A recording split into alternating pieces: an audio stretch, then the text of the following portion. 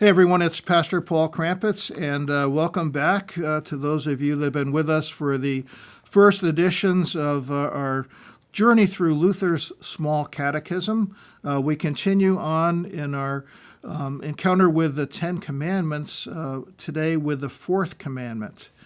And before I share with you this fourth commandment, I want to note that here we have a shift. There are really two tables or sections of commandments. We've looked at the first three, which really have to do with our relationship with God. You shall have no other gods. You shall not make wrongful use of the name of the Lord your God. And we are to remember the Sabbath day and keep it holy. Those are all directly about our relationship with God, attending to that. And that's considered the first table of the commandments. And now there is a shift. And this is the second table, which is about our relationships with one another. The other thing I want to share with you before we get into the fourth commandment is that Luther really understood that all of the commandments that follow the first commandment are sort of commentaries on it. Here's what he meant by that. You shall have no other gods. When we fear, love, and trust God above all things, the other commandments are what that life looks like, what that attitude looks like it. When we have no other gods, we don't misuse God's name, and we keep the Sabbath holy. We remember that special time set aside to encounter God in the proclaimed word. Those are about relationships with God, and now this is sort of the second side of the same coin, the second table. You remember that Jesus was asked what the greatest of the commandments were, and he said, well, there's really two: loving God with your whole heart, your whole mind, and your whole soul, and loving your neighbor as yourself. First three commandments were about loving God completely, and now we get into loving our neighbor as ourself.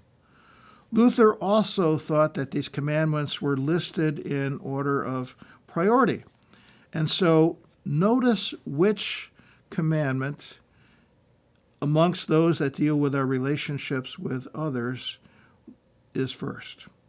The fourth commandment, honor your father and mother. What is this? We are to fear and love God. Again, this is all about the first commandment. We are to fear and love God so that we neither despise nor anger our parents and others in authority, but instead honor, serve, obey, love, and respect them. A couple of important things I want to lift up to you here, first of all. This is addressing the reality that the family unit is an incredibly important part of society. When we honor our parents or those that serve in parental roles, that helps to stabilize the family unit and thus all of society. But notice what Luther does here. He says we are to fear and love God. This is again about how we live out having no other gods, so that we neither despise nor anger our parents and others in authority. Here in this fourth commandment, Luther, and especially in his larger catechism, finds the grounds for civil authority. And he would say that respecting civil and criminal law is all about the fourth commandment. That this is as much about honoring our mother and father as it is about respecting and obeying teachers, pastors, governmental leaders, all those in authority.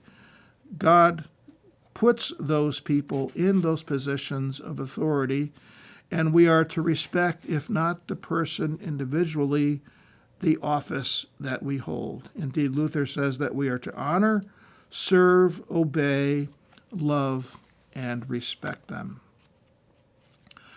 There's a whole other discussion to be had, which is beyond the scope of what we can talk about here, but what happens when people in positions of authority sin against us?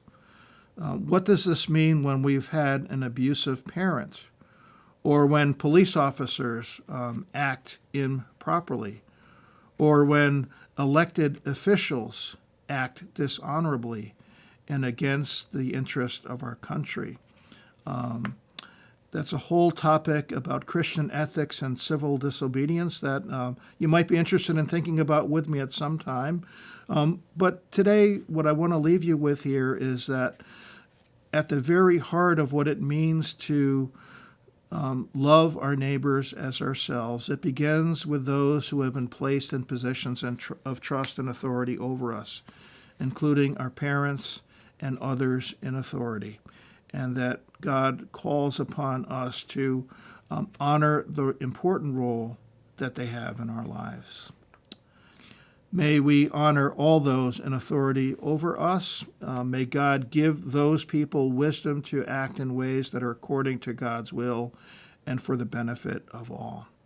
And may you enjoy abundant blessings on this day, the day that the Lord has made. Until next time, this is Pastor Paul saying goodbye and God bless.